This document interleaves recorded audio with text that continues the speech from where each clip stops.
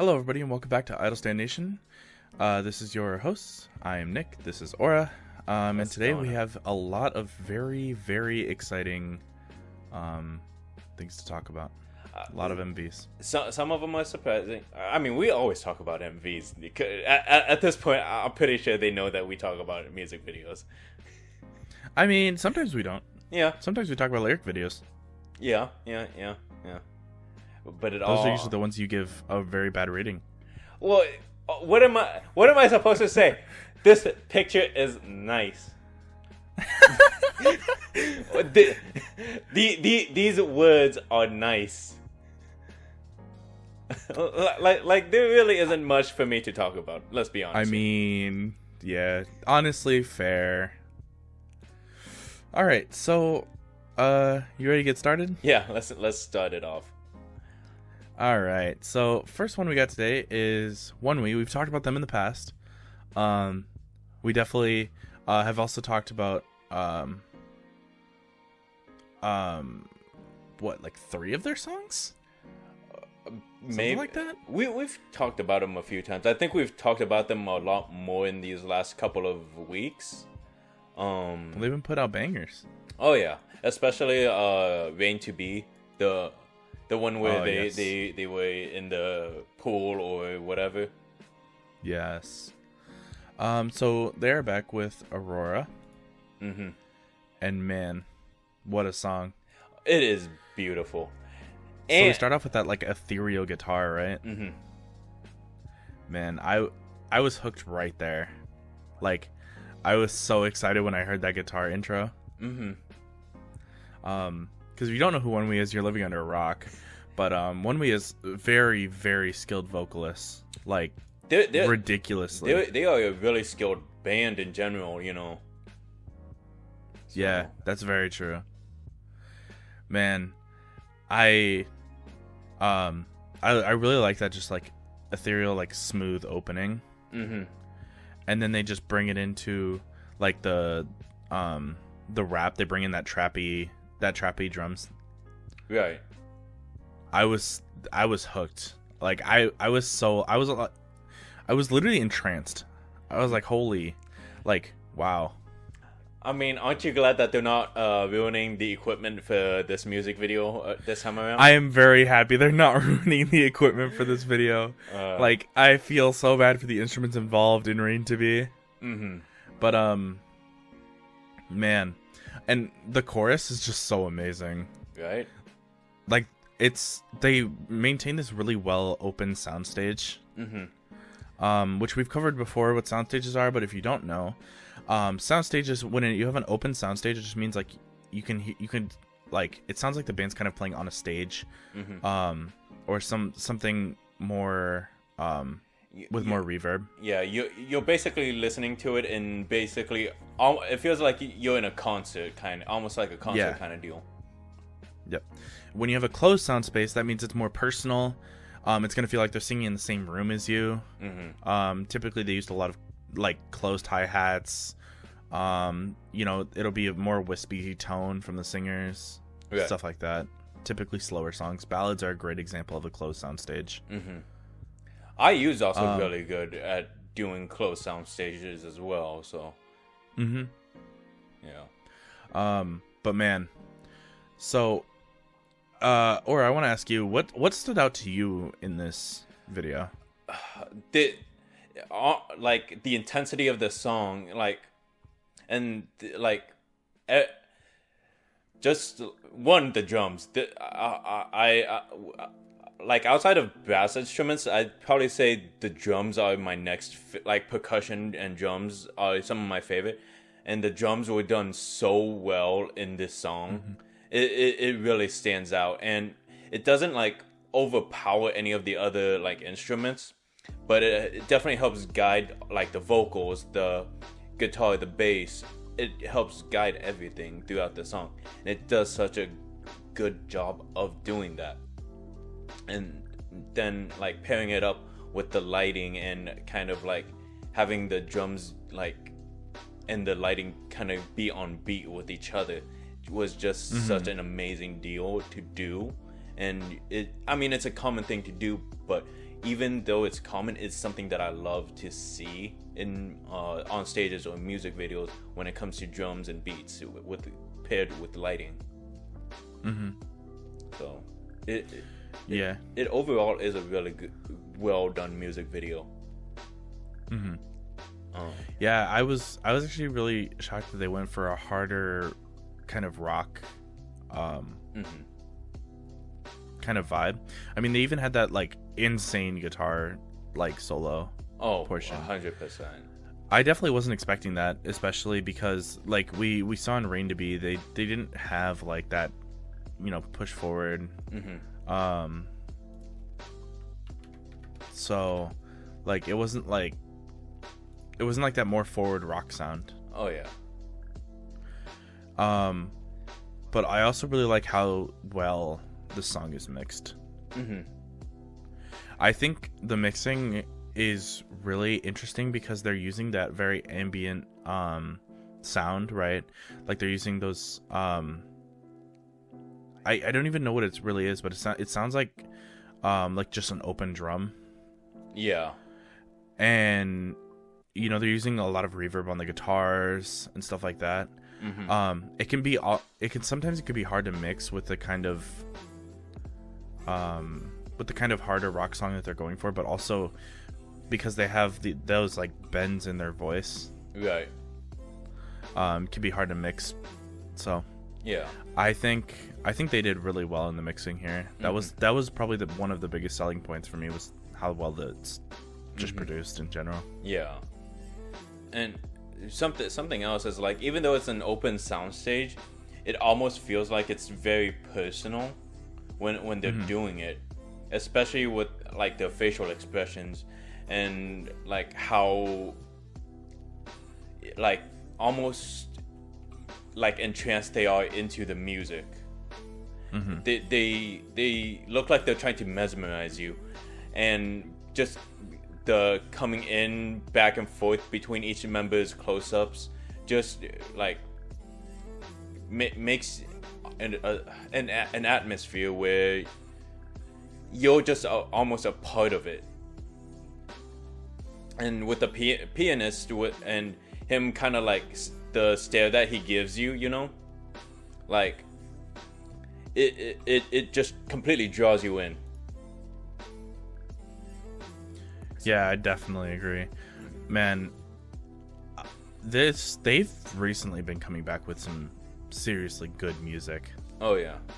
I mean, like they've been hitting it out of the park with this stuff, so I'm super excited to see what they come back with. Yeah.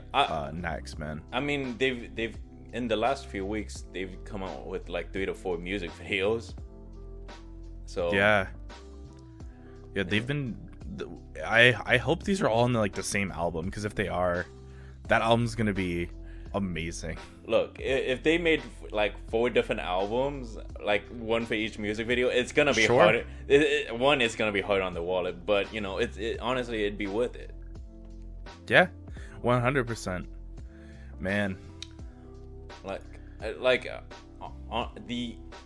even though that this isn't like one of those music videos that like have different scenes with like the members doing different things, just having them like as a band just going on in a forest, like just shows just as much impact, if not more, for some comparatively to other like groups, you know.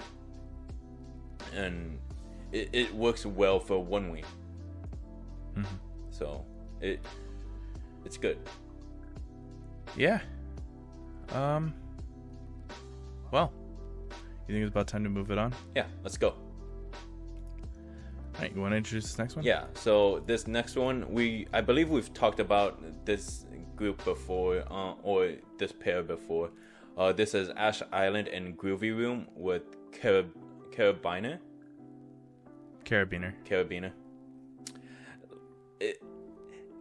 Some words just don't come well out of my mouth sometimes, okay?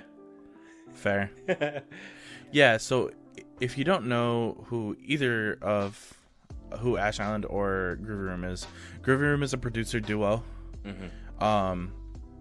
Mostly they just produce music for pretty much I don't know, like 25 to 30% of the rap scene.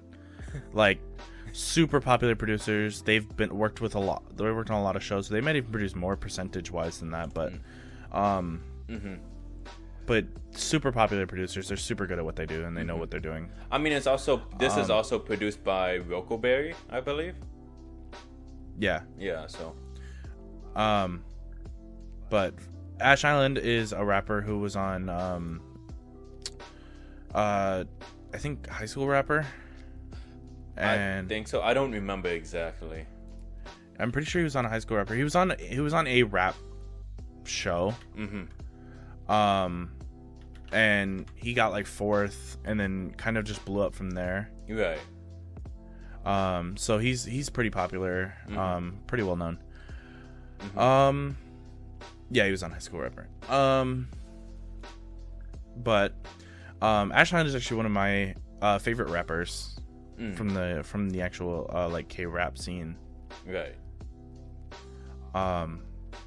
But this song here, one thing that Ash Island does very well is delivery. Right. Ash Island is very like capable at delivering lyrics very effortlessly. And I really like that, plus also just the vibe that he creates with his voice. Yeah. The vibe that he gives is it isn't one of those like overbearing, like where it's super intense, but you can kind of like just chill to. Because you know there are definitely those like rappers or like in any of the of like Western artists or K artists, it's like that can be very overbearing and overly intense. With Ash Island, it really isn't much like that, you know. So yeah, I think his vibe fits very well into this like into the mold that he's created and what like his fans expect from him. He's not overly aggressive or overly intense like you talked about, but it's also like he doesn't lack charisma. Yeah. And or like he doesn't lack self-confidence or anything like that. So definitely impressed. Do you notice anything about this like song or about the video? So I do with I'm pretty sure it's Ash Island. That's the one that's being featured in the like we see through the music video. Like one, there's quite a few shirtless scenes. That's one of the biggest things I saw. But like overall, it uses a lot of usage with like stuff that relates to space, the universe, like a lot of colors that would relate to stuff like that. It helps to create like that atmospheric look, and kind of fits with the whole auto-tune that is used as well, kind of creating that almost alien sound. I could be very much wrong with that, but I've always found like auto-tune to create like a really good like alien sound, or almost like the Martian vocals or whatever. And I mean, yeah, I definitely agree. I think GroovyRoom did an amazing job producing this song. I think they worked very well together to create the song as well. I also think like the scenes in this are not over the top either, much like how Ash Island's not over the top. It's definitely not using too many things. It's like minimalistic, but not in the same way that we usually say minimalistic. It's using very few items to convey a message. Right. Like it's not overusing special effects or CG effects, but it's mainly using lighting and some neon lights to help convey certain messages. as well as maybe a filter with very few filters to convey the message of the music video. Right. Yep. Man. I mean, I don't think ever since Ash Island debuted on this channel, at least, that I've ever been let down. I think pretty much everything he's produced I've really liked. Mm-hmm. I also really like the dark theme that he likes to go for. Mm-hmm.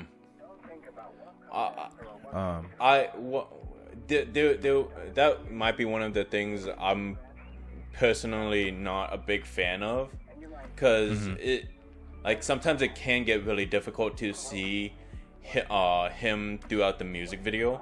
That's probably one of the things that I wasn't a big fan of, because you know, some of the effects makes it really difficult to see the artist. I know it's a very artistic deal, but the utilization of like the dark lighting and the smoke, you know, it definitely makes it hard to see or focus in on him, you know. But then again, that's just my own like personal nitpickiness. Yeah, I mean, like the whole thing about like Carabiner, right, about the song in general, is just like you know, talking about, you know, pain, right, and like it's just like it's talking about pain, it's talking about, you know, that he wanted to get rid of everything, but he's enduring it all, right. So I mean, I think definitely that kind of fading into the background, I feel like, is actually very metaphoric. Oh yeah, 100%, and it very much fits well with like that kind of message, you know.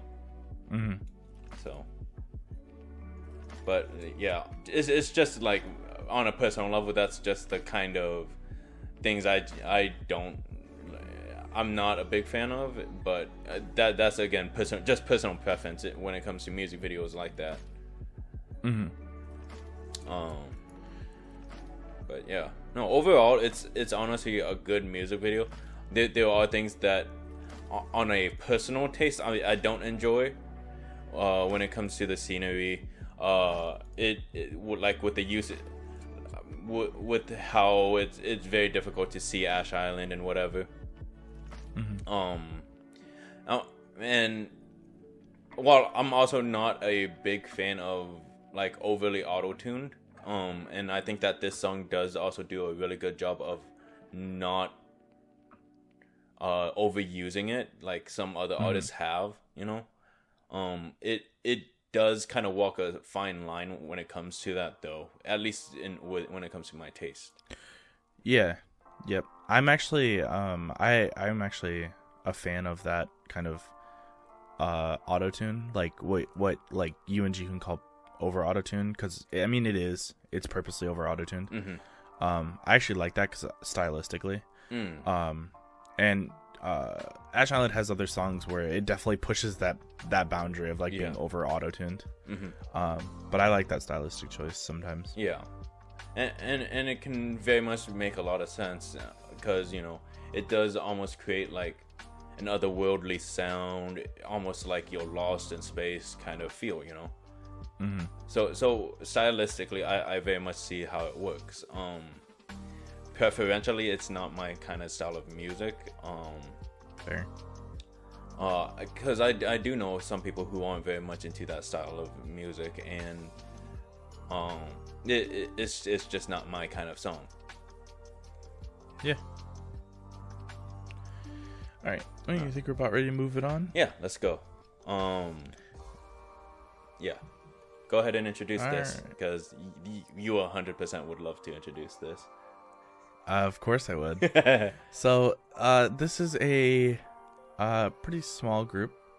Not super well known. They're a little too new to call them Nugu yet, but this is woolah with their song Pandora. This is actually a performance video. Yeah.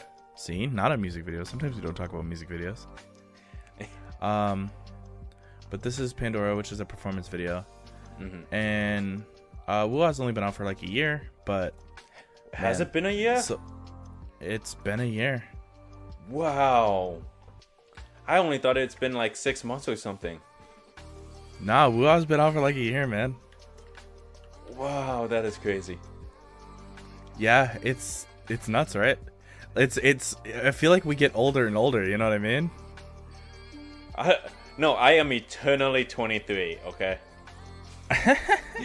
Yeah, so they debuted on May 15th of 2020. Oh wow, it has been a year. It's a little over a year. Yeah. Yep. But yeah, man, back to Pandora. The song is good. It I don't know how I would describe it though. I would say it's definitely like new age catchy. Yeah. So what I mean by new age catchy is, so when we think of catchy, we think of like Twice TT or Likey or something along those lines. Right. Twice is very much a pioneer of the catchy style, and they did it very well. Mm-hmm. Some of my favorite songs are of their catchy era. Mm-hmm. But this is definitely new age, so we're using a lot more fine-tuned synths. We're using a lot more kind of closed personal style. Right. There's drum changes. I mean, there's a whole drum change to a rap break. Mm-hmm. Which is something that like 2017's catchy wouldn't do entirely. Mm-hmm.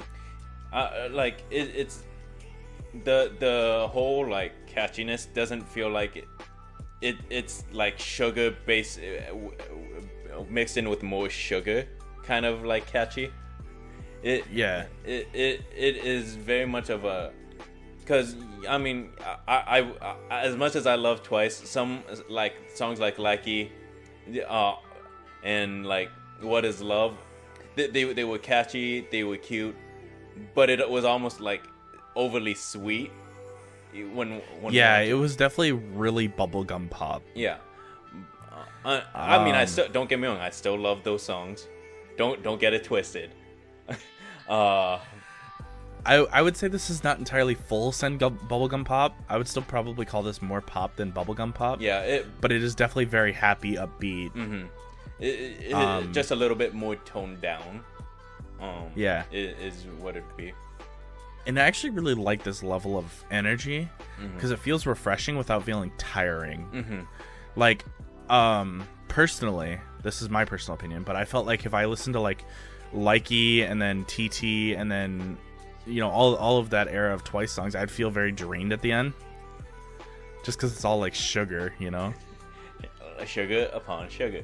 It'd be cavity inducing would be how my friends have described it. Yeah.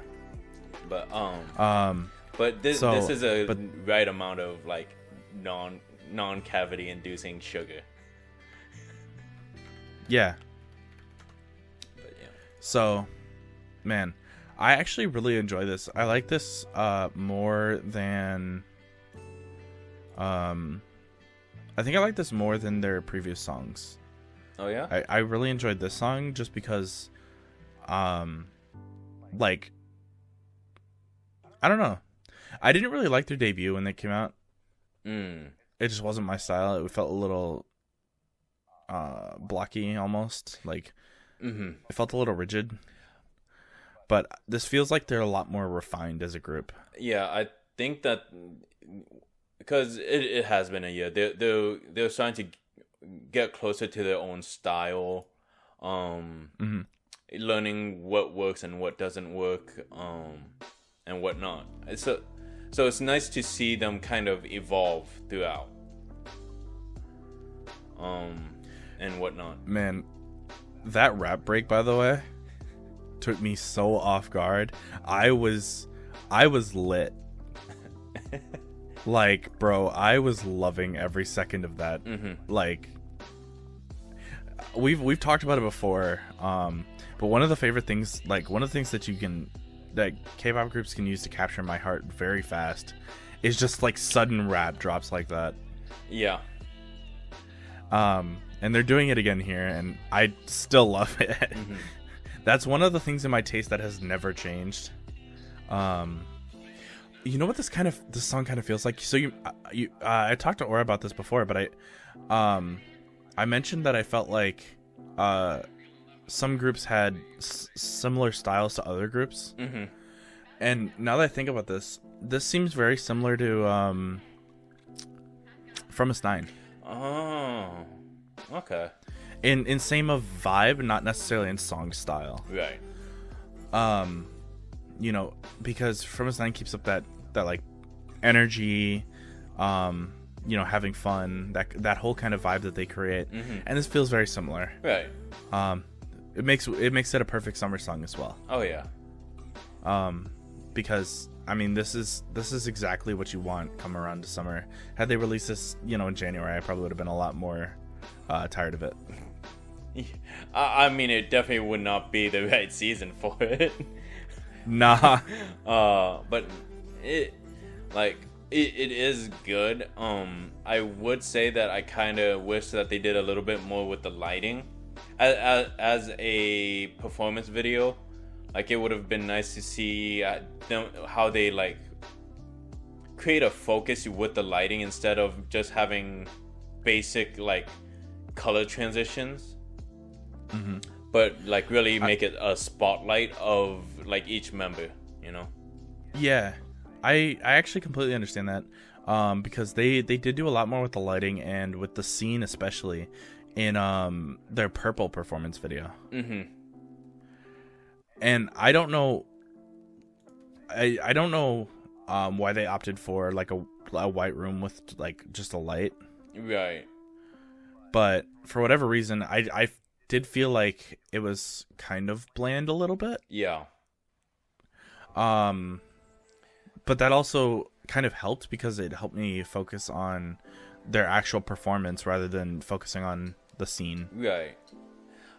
So it's kind of like a good and a bad thing. I mean, it either like they should have changed the room a little or the lighting so they could really focus in on the girls, or not give the costumes white, to be honest, because they don't exactly stand out from especially when the background's white.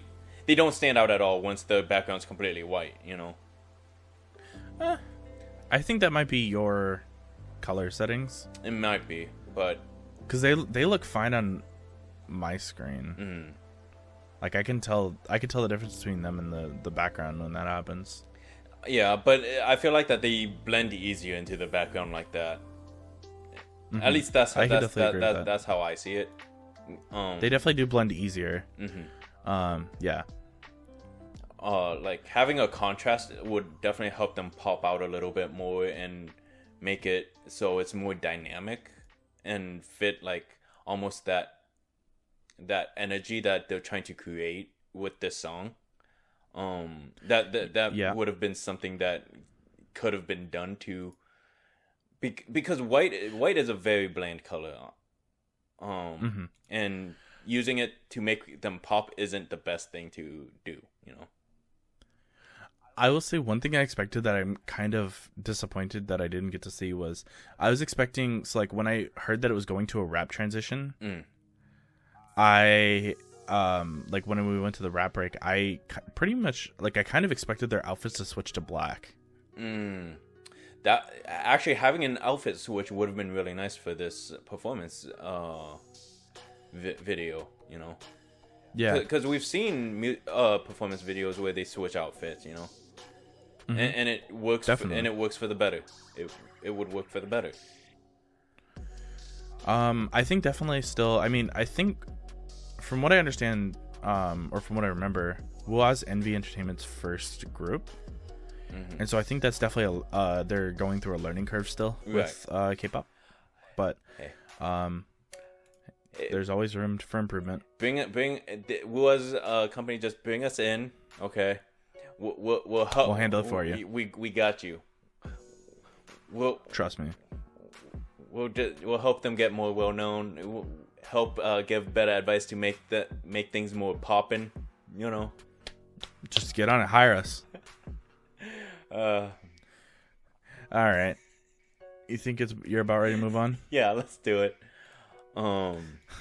So this was actually a surprising MV that came out for me at least. This is Loco and Lee Sung-kyung, and we've talked about Loco before, haven't we? I feel like we have.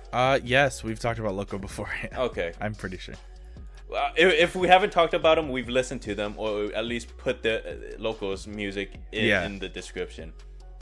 Yeah. But the surprising one is like because you mentioned this, is that Lee Sung-kyung is an actress, blah blah blah, a K-drama actress.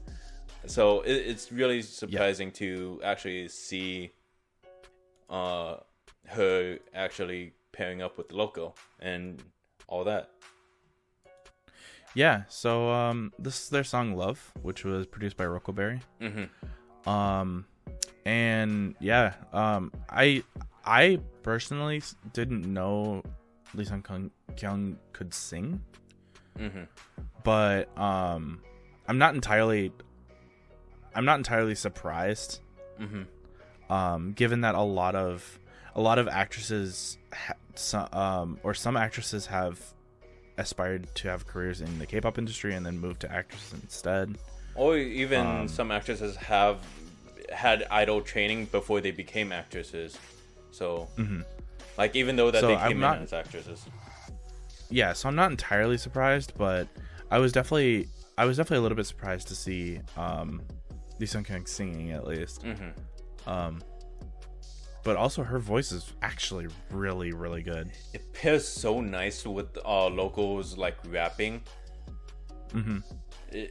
Yeah. I also really like how well her voice fits the kind of ballad aesthetic they're going for. Because they're going with a very close soundstage, They're going with that acoustic guitar, right? That keyboard that's probably a keyboard playing synths, or they could have just mapped synths, but and then like the little bell chimes in there. It was such it's comparatively to the other songs we've talked so far, this is a very, very calming song, and it's like so relaxing. Yeah, I was actually super intrigued, and then I was really hooked on the song. I also really like Loco as a rapper. Right. I didn't quite know how he was gonna fit in originally, because his voice is can be very sharp and forward. So when I heard Lee Sung-kyung singing, I was like, is this gonna work? Surprisingly, it does. And surprisingly, it does. It is actually a great contrast. It's a great contrast without being without creating too much dissonance. One doesn't overpower the other, and I think that's what makes it even better. It's almost like a harmonized version of things, and yeah, it's the song is really good. Like, I've been entranced by it. I've already listened to it like 5 times. Okay. Fair. Fair. Same.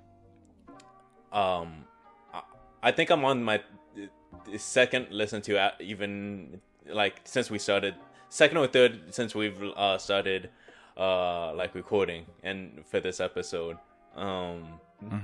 It's honestly really good.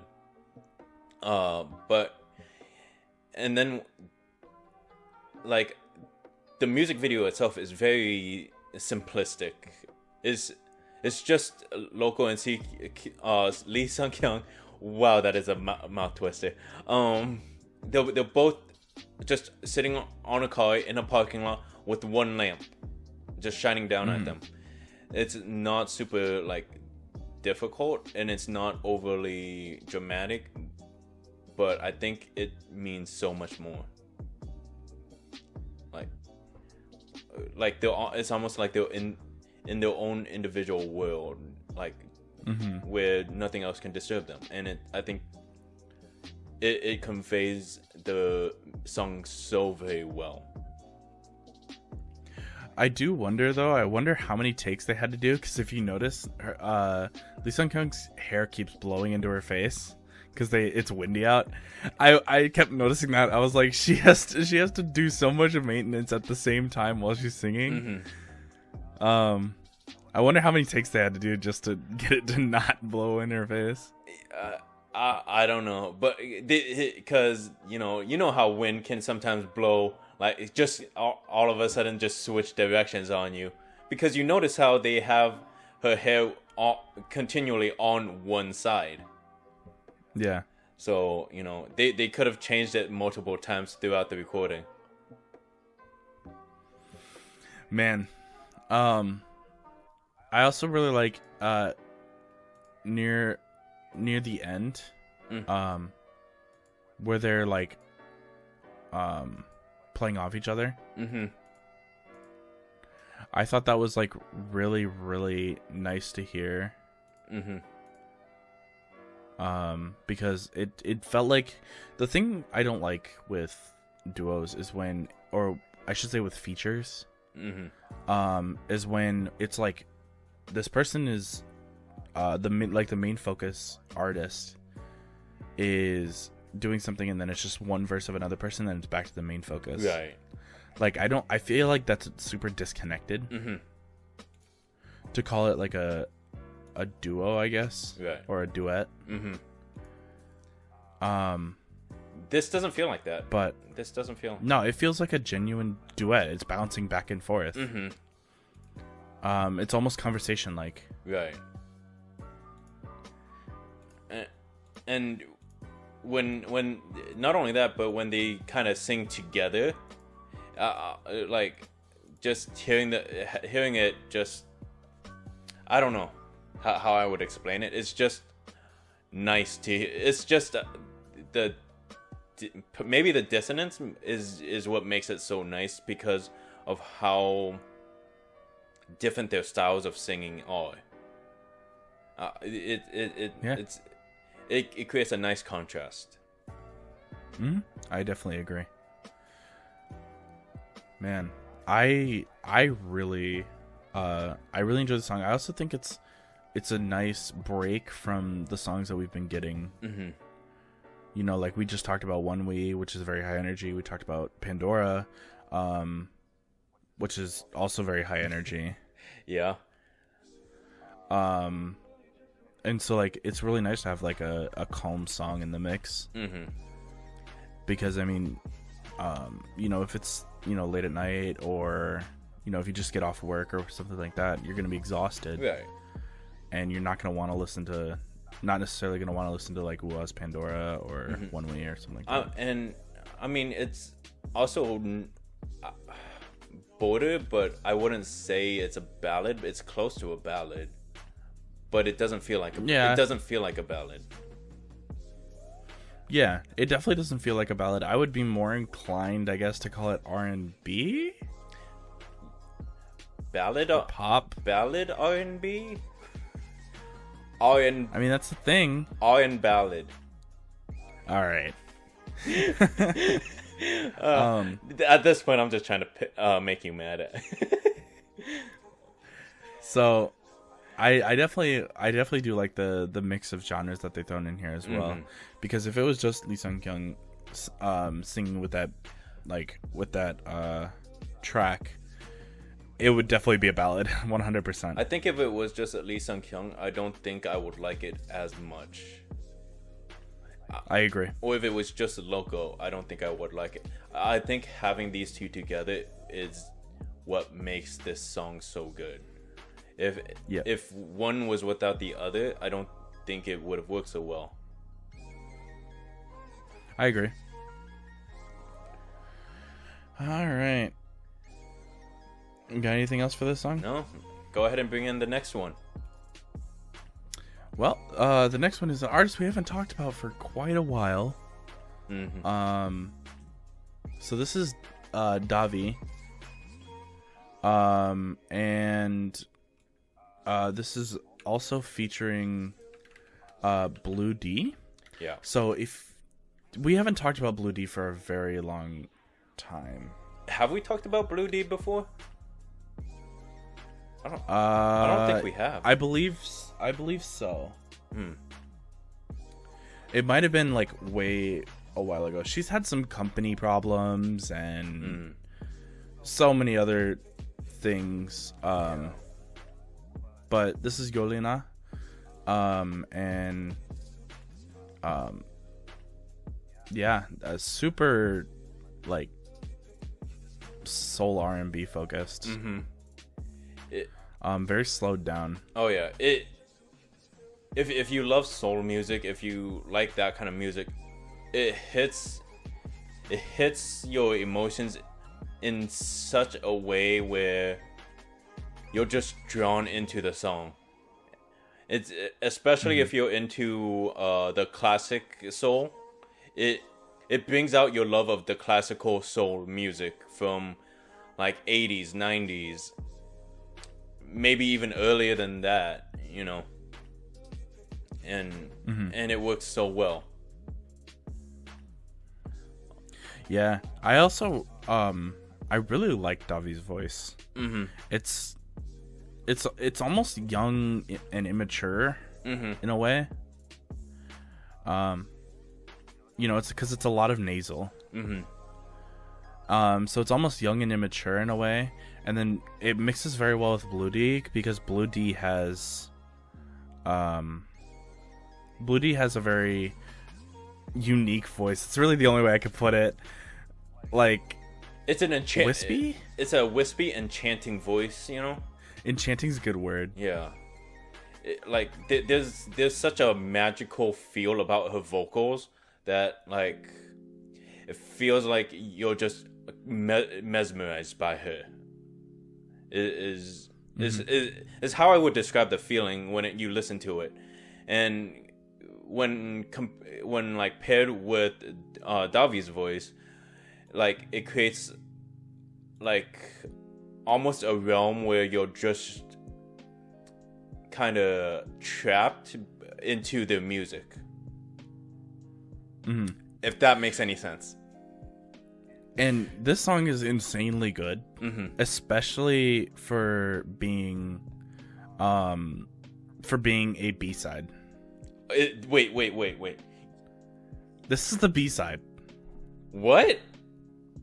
So 3 weeks ago, Davi released "Don't Play Me Love" featuring Kino. Yeah. That's the title track for this album. And this is a B-side track. This is the B-side track. This is the only B-side track. It's a 2-track album, and this is the B-side. This is a really good B-side. Yeah. So, I mean, I really like Fever. This is Yolina means fever. But I really like Fever. I might actually like it more than Don't Play Me Love, which is the title track of the song, like I just said. It's or the title track of this album, but man, it's really good. I think this vibes really well. It's also got like an intensity to it. But in general, I think it was really well done. So, did anything that you notice? Well, like, this very much feels like a passion song. Or even when you watch throughout the MV, it invokes so much passion, but also it doesn't use like your stereotypical like reds, pinks, or whatever. But it uses like blues, purples, magenta. I want to say magenta. I could be very much wrong. I'm not a very good I'm not a very good color person. Me either. But it's the colors that they use, it invokes so much passion, so much intensity. Like even the actions between Davi and Blue.D, it's almost like they're entranced with each other. They're passionate with each other, and then like painting the chair with the blue and that heart, it invokes that certain passion that is carried between those two, almost like acting, you know. Mm-hmm. It I wouldn't say it's what did you cute. think of the sorry. I was just saying it's not one of those like cute love kind of things. It's like intimate love kind of things. Mm-hmm. But yeah, what were you saying? So what did you think of him playing the piano and having a broken mirror sitting on top of the piano? I found it interesting, you know, because pianos like almost kind of like introduces some sort of class, because, you know, there's that sense of classical music that is usually associated with pianos, or how it's usually utilized in various forms of music. It is such an important part, but adding that mirror almost like creates that brokenness that is and kind of like not always a whole being, and Mm-hmm. but like, because passion can also can be very much not, you're not exactly as a whole person, you're just kind of going as it goes. So Yeah. it could invoke very many different feelings, and depending on how you watch it, you could interpret it a very different way than I did. Since you brought it up, how did you see it? I saw it a lot more as like his emotions were broken, and that I don't really know how to put it, and that but inside of that, like, we had larger pieces of the mirror that weren't broken. Mm-hmm. And so I definitely saw that more as like he's broken, but he's still trying to hold himself together, which can, you know, because if we also combine the whole passion of the song, you know, he could be trying to find himself in different kinds of passions as well, because piano is very much of a passion talent that you develop. Being with someone can be a very passionate event, you know, and mm-hmm. trying to pull it together could very much mean all of that as well. Mm-hmm. So, yeah. Definitely agree. So. All right.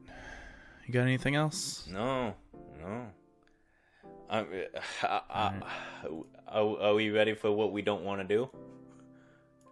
I think we're going to have to do what we don't want to do. All right. So, MV of the week.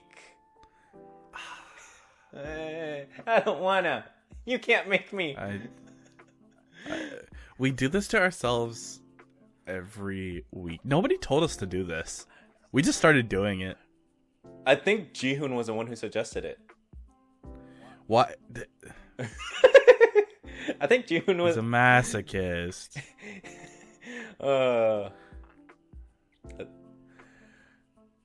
We do this to ourselves. We do this. You know it. We do. I know. Well, I'm still deciding. Oh, wow. Alright, so I guess I'll start then. Mine would actually have to be Loco and Lee Sung-kyung's. I think it was so beautifully done.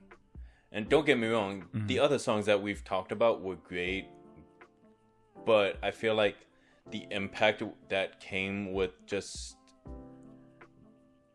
how well that the two mixed together just worked so well and fit my style of musical taste so much more. I think that I have to give it to Loco and Lee Sung-kyung for this week. All right. Well, I'm gonna pull the Jihoon, and since you picked Loco and Lisa and Kyung, that means I don't have to. Of course. Of course. I am going to probably shockingly give my vote here to woolah with Pandora. I think they've shown that they've really improved as a group. Oh yeah. And it definitely shows that the company is learning and adapting. But it still also has room for improvement, which I mean, that's kind of what making music's about. Yeah. It's expressing yourself as an artist and then also learning and improving. Oh yeah, 100%. And so I think it perfectly exemplifies what music is kind of all about. But also on top of that, I think the song is just very fun and very enjoyable to listen to, and I don't really get tired of it. So that's going to be my pick. Yeah, and as usual, despite us saying those were our picks, all the songs have been great. And honestly, there's a bunch of songs that we haven't talked about that's going to be in the description, which, by the way, it's just a plug of listen to all those music videos in the comments description below. They're absolutely amazing. We have like groups from groups from way back when all the way to now. Like, it's insane, right? We have was it like early Gen 2 groups, because 2 p.m. and right and whatever else. I mean, Jihoon and I talked about 2 p.m. last episode, and yeah, that was last episode was a great nostalgia trip. Yeah. All right. Quick shots it is. So we have we don't talk about rumors here a lot. No. We usually try to keep ourselves out of rumors because rumors are unconfirmed and we don't want to give you guys the wrong kind of perspective. But we like to talk about fun rumors. And what a fun rumor this is.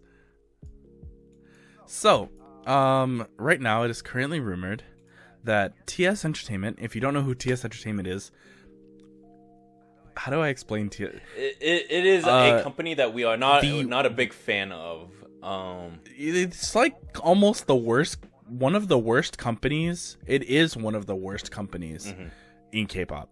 You might know some of their former artists, I guess would be the right word. Secret, BAP, Sonamu, Tracing. They were all at one point signed to the label. So TS Entertainment is rumored to have closed down. Everyone, round of applause if this is true, because we need to get them out of here. But anyway, according to the rumor mill that's been going on social media and online communities, TS closed their doors officially on July 8th.